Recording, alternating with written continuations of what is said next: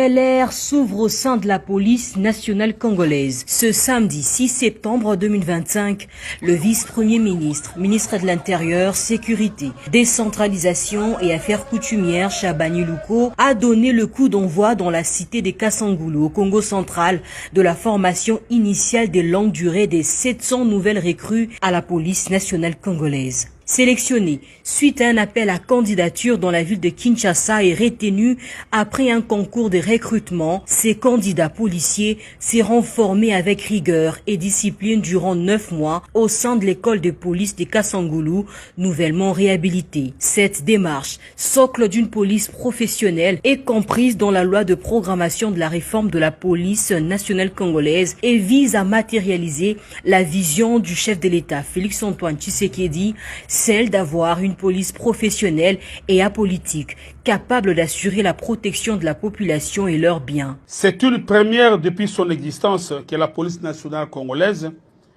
a effectué pour un recrutement à l'admission en son sein par le voie de concours, avec transparence, intégrité et dans le respect des critères fixés par la loi sur le statut du personnel de carrière de la police nationale congolaise, à l'issue d'un appel à candidature, comme je l'ai dit, de recrutement lancé à la jeunesse de Kinshasa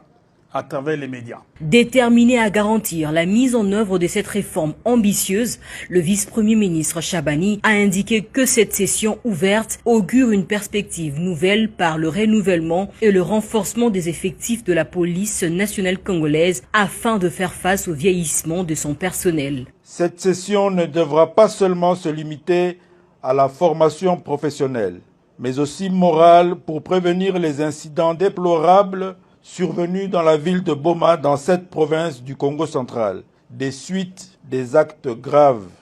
de complicité dans l'alimentation de l'insécurité. Par la même occasion, j'invite le commissaire général de la police nationale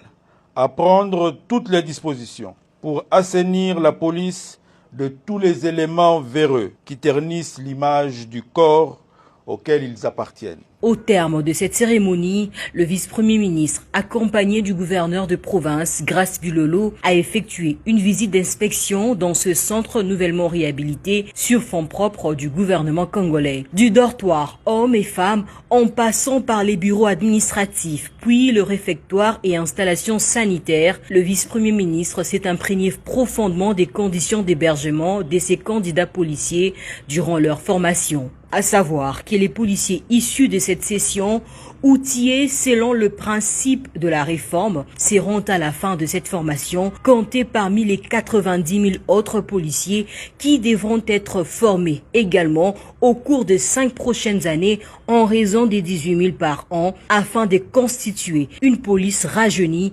exemptée de toute forme d'antivaleur.